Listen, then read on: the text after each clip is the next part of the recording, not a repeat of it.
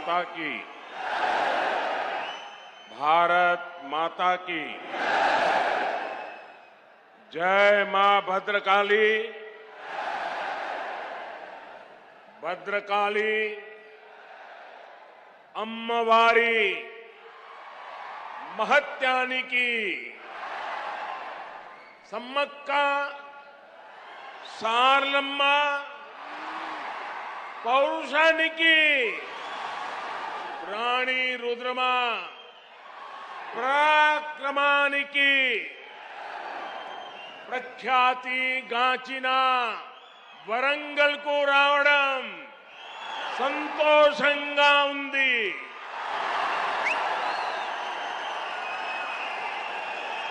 आज मैं एक बीजेपी कार्यकर्ता के रूप में वारंगल में आप सबके बीच आया हूं। ये क्षेत्र जनसंघ के जमाने से ही हमारी विचारधारा का मजबूत किला हुआ करता है। जब संसद में बीजेपी की सिर्फ 2 सीटें थी, तब हनुमान कांडा से सी जंगा रेड्डी जी सांसद हुआ करते थे। आज बीजेपी दुनिया का सबसे बड़ा राजनीतिक दल है, तो इसमें तेलंगाना की इस धरती की बहुत बड़ी भूमिका है। मुझे खुशी है कि अब यहां बीजेपी का निरंतर विस्तार हो रहा है। 2021 में यहां के म्युनिसिपल कॉरपोरेशन के चुनाव में बीजेपी अपने प्रभाव का ट्रेलर दिखा चुकी है। इतनी बड़ी संख्या में आप यहां पहुंचे हैं, इसका संदेश साफ है। अब विधानसभा चुनावों में बीजेपी यहां बीआरएस और कांग्रेस दोनों का पत्ता साफ करने जा रही है। साथियों, यहां आने से पहले मुझे तेलंगाना के विकास से जुड़े हजारों करोड़ रुपए का प्रोजेक्ट का शिलान्यास करने का अवसर मिला है। इनसे इस क्षेत्र में सुविधा तो बढ़ेगी ही, रोजगार के भी नए अनेक अवसर बनेंगे। पिछले 9 वर्षों में केंद्र की बीजेपी सरकार ने तेलंगाना के विकास के लिए पूरी शक्ति से काम किया है। आज तेलंगाना में करीब 36,000 करोड़ रुपए के नेशनल हाईवे प्रोजेक्ट पर काम चल रहा है।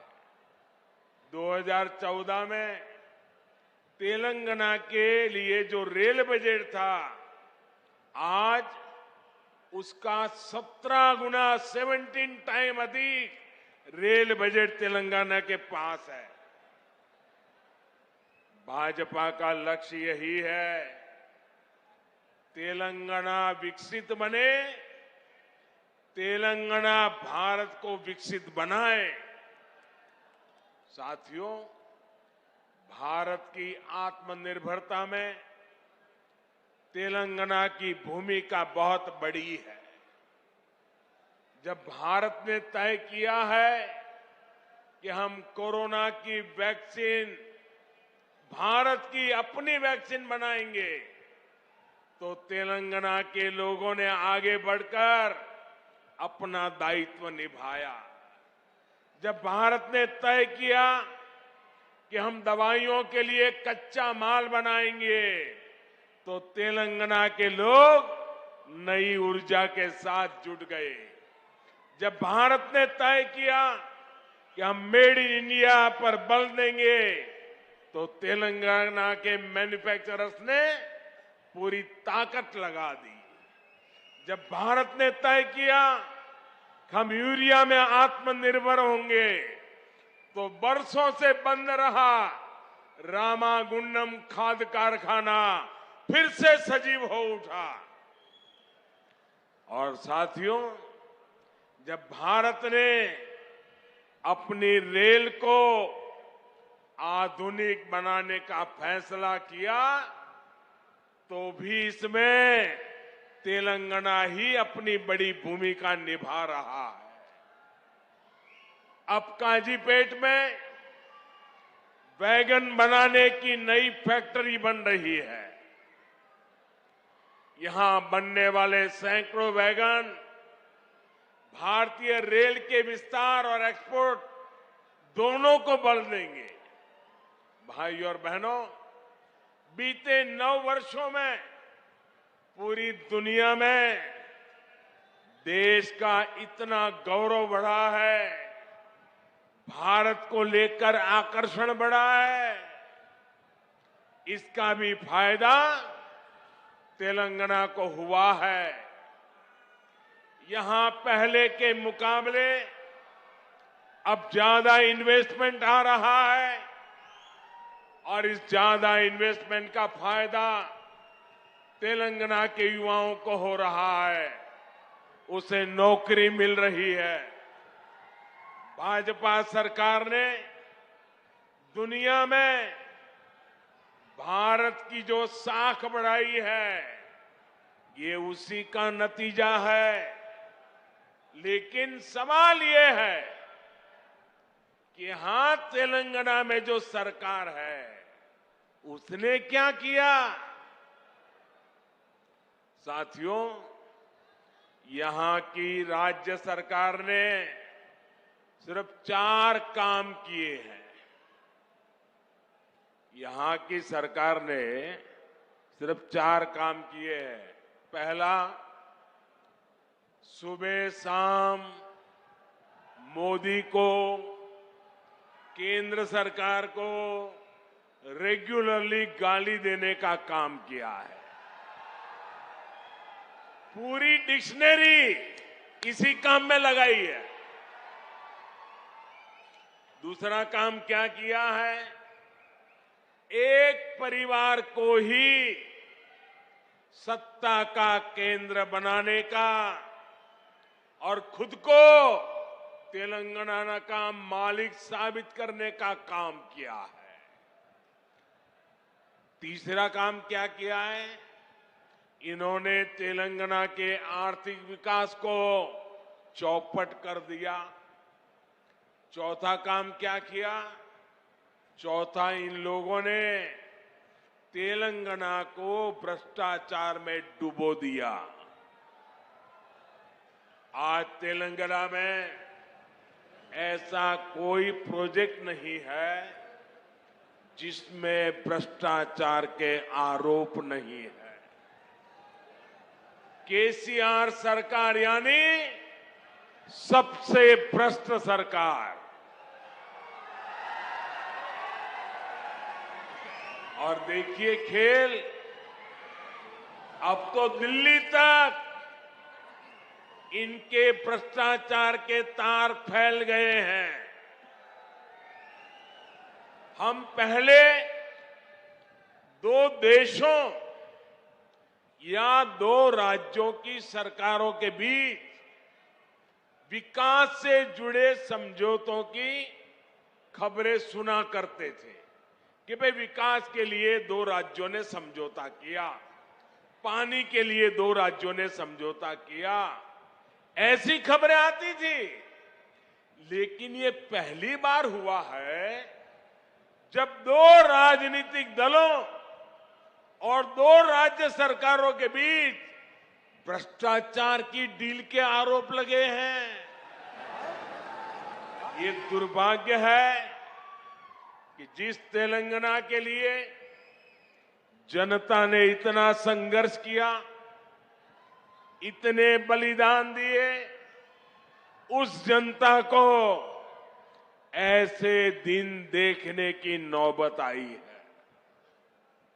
और साथियों, मैं एक और बात कहूंगा, यहां सत्ता में जो परिवार बैठा है, जो करोड़ों को घोटालों में लिप्त है, जिस पर जांच एजेंसियों का शिकंजा लगातार कस रहा है, जिसकी पोल तेलंगाना के लोगों के सामने खुल चुकी है, वो परिवार अब तेलंगाना की जनता को गुमराह करने के लिए, माइंड डाइवर्ट करने के लिए नए नए हथकंडे अपना रहे हैं। आपको इन हथकंडों से, इनकी चालबाजियों से सावधान रहना है। साथियों, मैं जब भी तेलंगाना आता हूं, आप सभी लोगों की एक और छटपटाहट समझ आती है। आप लोगों ने कभी नहीं सोचा था कि एक दिन इस तरह परिवारवादी राजनीति के शिकंजे में हमारा तेलंगाना फंस जाएगा। परिवारवादियों को सिर्फ अपने बच्चों, अपने बेटे बेटियों के भविष्य की चिंता होती है। उन्हें देश के, तेलंगाना के दूसरे बच्चों का भविष्य बर्बाद होने से कोई फर्क नहीं पड़ता। और देश के लोगों को, तेलंगाना के लोगों को एक और बात भी नोट करनी होगी। ये जितनी भी परिवारवादी पार्टियां हैं, उनकी नींव भ्रष्टाचार पर खड़ी होती है। परिवारवादी कांग्रेस का भ्रष्टाचार पूरे देश ने देखा है। परिवारवादी बीआरएस का भ्रष्टाचार पूरा तेलंगाना देख रहा है। कांग्रेस हो या बीआरएस, दोनों ही तेलंगाना के लोगों के लिए घातक है। इन दोनों से ही तेलंगाना के लोगों को बचकर रहना है। साथियों, किसी भी जनप्रतिनिधि के लिए सबसे बड़ा पाप होता है अपनी जनता का भरोसा तोड़ना। और यहां की राज्य सरकार ने तेलंगाना के लोगों का भरोसा चकनाचूर करने का पाप किया है। कितनी सारी उम्मीदें लगाई थी आप लोगों ने, लेकिन हर उम्मीद को तेलंगाना सरकार ने तोड़कर रख दिया। यहां की सरकार अच्छी तरह जानती है कि पिछले 9 साल में उसने तेलंगाना के लोगों को सिर्फ और सिर्फ धोखा दिया है। उसने राज्य में एक के बाद एक भर्ती घोटाले करके यहां के युवाओं के साथ विश्वासघात किया है। तेलंगाना आंदोलनों के वो दिन मैं कभी भूल नहीं सकता।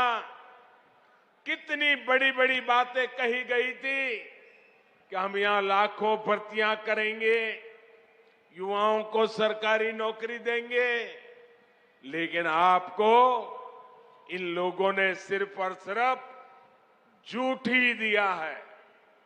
तेलंगाना में भ्रष्टाचार का जो खुला खेल चल रहा है, इसका सबसे बड़ा नुकसान यहां के युवाओं को उठाना पड़ रहा है। Telangana state public service commission scam के बारे में कौन नहीं जानता है। पिछले 9 वर्षों से तेलंगाना के लाखों नौजवान सरकारी भर्तियों का इंतजार कर रहे हैं, लेकिन यहां की सरकार ने सरकारी नौकरियों को अपने नेताओं की तिजोरी भरने का माध्यम बना दिया है। साथियों, तेलंगाना की 12 यूनिवर्सिटीज में हायर एजुकेशन को तबाह करके यहां की सरकार ने लाखों नौजवानों का भविष्य बर्बाद कर दिया है। आज भी तेलंगाना की यूनिवर्सिटीज में 3000 से ज्यादा टीचर्स के पद खाली पड़े हैं। आज भी तेलंगाना की सरकारी स्कूलों में टीचर्स की 15,000 से ज्यादा पोस्ट खाली पड़ी है। क्या ये इन स्कूलों में पढ़ने वाले बच्चों के साथ विश्वासघात नहीं है क्या? धोखा नहीं है क्या? इन लोगों ने आपसे वायदा किया था कि हर बेरोजगार को 3,000 रुपये का भत्ता देंगे। ये वायदा करके भी तेलंगाना सरकार ने नौजवानों को सिर्फ धोखा दिया, विश्वासघात किया। इन लोगों ने आपसे वायदा किया था कि गरीबों को 2 बेडरूम वाले 7 लाख फ्लैट बनाकर देंगे। ये वायदा भी यहां की सरकार पूरा नहीं कर पाई है। ये लोग किसानों के 1 लाख रुपया तक के कर्ज को माफ करने की बात भी कहा करते थे, लेकिन इस वायदे पर भी इनकी सरकार ने तेलंगाना के लोगों को सिर्फ विश्वासघात ही दिया है। साथियों, मुझे पता है कि तेलंगाना की ग्रामीण पंचायतें, यहां के सरपंच यहां की सरकार से कितने गुस्से में हैं, कितने नाराज हैं। ये बीजेपी की केंद्र सरकार है जिसने तेलंगाना की ग्राम पंचायतों को 12,000 करोड़ रुपए से ज्यादा सीधा देने का सुनिश्चित किया है। यहां की ग्राम पंचायतें ज्यादातर काम सेंट्रल फंड से ही करा रही है। केसीआर सरकार यहां ग्राम पंचायतों के सामने लगातार मुश्किल खड़ी कर रही है। इसलिए तेलंगाना की हजारों पंचायतें भी अब यहां की परिवारवादी सरकार को पटखनी देने का इरादा कर चुकी है। साथियों, बीजेपी सरकार ग्रामीण अर्थव्यवस्था को मजबूत करने के लिए गांवों में ज्यादा से ज्यादा खर्च कर रही है। पैडी प्रोक्योरमेंट के माध्यम से यहां के धान किसानों को पिछले 9 साल में 1,30,000 करोड़ रुपए से ज्यादा दिए गए। मनरेगा के तहत तेलंगाना के गांवों में करीब करीब 25,000 करोड़ रुपए का काम कराया गया है।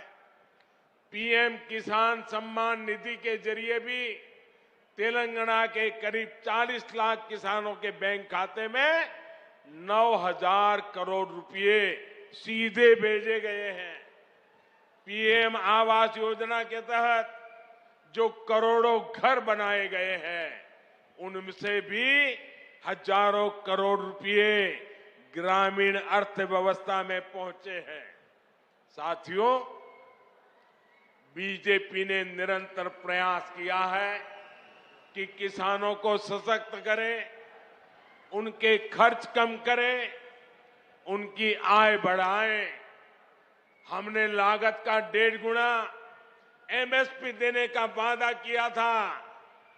हमने वो गारंटी को पूरा करके दिखाया। हमने दाल की एमएसपी पर रिकॉर्ड खरीदी करके हमारी गारंटी पूरी की। हमने सिंचाई के नेटवर्क को सशक्त करने का वादा किया था, वो गारंटी भी हमने पूरी की। किसानों को कोल्ड स्टोरेज की दिक्कत ना हो, इसके लिए दुनिया का सबसे बड़ी भंडारण योजना पर पूरा काम हो रहा है। आप जानते हैं कि जो 7 मेगा टेक्सटाइल पार्क देश में बनने वाले हैं, उनमें से भी एक यहां तेलंगाना में बनने जा रहा है। इन सभी प्रयासों का लाभ यहां के किसानों को होगा, हमारे कॉटन ग्रोवर किसानों को होगा। भाइयों बहनों, तेलंगाना की सरकार ने गरीब, दलित, पिछड़े आदिवासियों को सिर्फ झूठे वादे दिए, झूठी घोषणाएं दी, लेकिन केंद्र की बीजेपी सरकार ने सही मायने में इन वर्गों को सशक्त किया है। वारंगल सहित इस पूरे क्षेत्र में बड़ी संख्या में आदिवासी और पिछड़े समाज के लोग रहते हैं। पहले की सरकारों में हमारे आदिवासी भाई बहनों के साथ सौतेला व्यवहार किया जाता था। सड़कें हो, पीने का पानी हो, स्कूल हो, अस्पताल हो, हमारे ट्राइबल भाई बहन का नंबर सबसे अंत में आता था। आदिवासी क्षेत्रों के विकास के लिए बीजेपी ने पहले की सरकारों की सोच और अप्रोच दोनों को बदल दिया। हमने आदिवासी क्षेत्रों में सैकड़ों नए एकलव्य मॉडल स्कूल खोले। हमने वन उपज के सही दाम देने के लिए एमएसपी का दायरा बढ़ाया। हमने जनधन केंद्रों के माध्यम से रोजगार के नए साधन तैयार किए। आज आप देख रहे हैं कि इन आदिवासी क्षेत्रों में 6 लेन के 4 लेन के हाईवे बन रहे हैं, इंडस्ट्रियल कॉरिडोर बन रहे हैं, मिशन मोड पर 4G नेटवर्क की सुविधाएं तैयार की जा रही है। आदिवासी परिवारों में सिकल सेल एनीमिया की बहुत बड़ी दिक्कत है। अब बीजेपी सरकार ने सिकल सेल एनीमिया को जड़ से हटाने के लिए भी अभियान शुरू किया है। साथियों, आजकल कुछ लोग चुनाव से पहले जनता को गुमराह करने के लिए झूठी गारंटी लेकर आ रहे हैं। बीजेपी चुनाव के लिए झूठी बातें या झूठी गारंटी कार्ड नहीं बांटती। अगर बीजेपी हर गरीब परिवार को मुफ्त राशन देने की बात करती है, तो पूरा राशन गरीब के किचन तक पहुंचता है। बीजेपी अगर आयुष्मान भारत कार्ड देती है, तो 5 लाख रुपए तक का मुफ्त इलाज हर गरीब परिवार को मिलने लगता है। अगर बीजेपी घर घर टॉयलेट बनाने का अभियान शुरू करती है, तो हर गरीब, दलित, पीड़ित, पिछड़े आदिवासी के घर तक सुविधा पहुंचती है। अगर बीजेपी गरीब परिवार की बहनों को नल से जल देने का भरोसा देती है, तो ये काम पूरा करके भी दिखाती है। तेलंगाना की जनता ये सब कुछ अनुभव कर रही है। इसलिए आज तेलंगाना की आकांक्षा है, आज तेलंगाना की आशा अपेक्षा है, अब की बार बीजेपी सरकार, अब की बार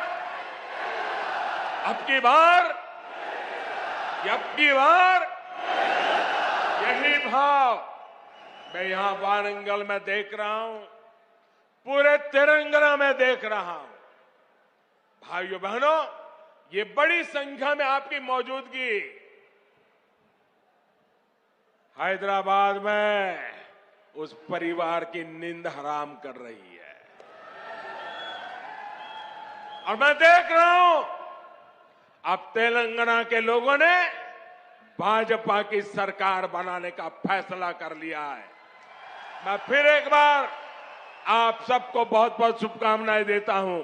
बहुत बहुत धन्यवाद। मेरे साथ बोलिए भारत माता की। दोनों हाथ ऊपर करके पूरी ताकत से बोलिए भारत माता की जय, भारत माता की जय, भारत माता की जय।